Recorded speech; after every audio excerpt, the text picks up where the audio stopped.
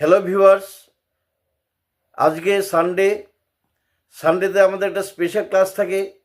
আজকে আমরা verb to have নিয়ে আলোচনা করব।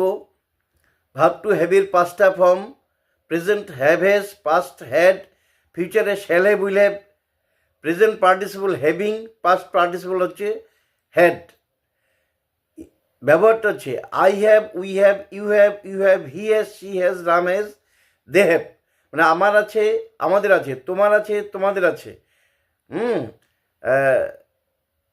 হি has, she has, it has, Ram has, তার আছে, রামের আছে।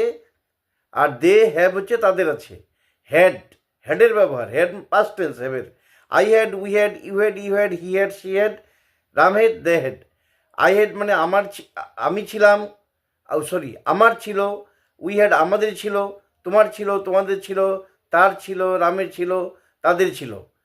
এবার হচ্ছে shall have, will have, future tense, ভার্বের future tense. I shall have, we shall have, you will have, he will have, she will have, it will have, the man will have, they will have.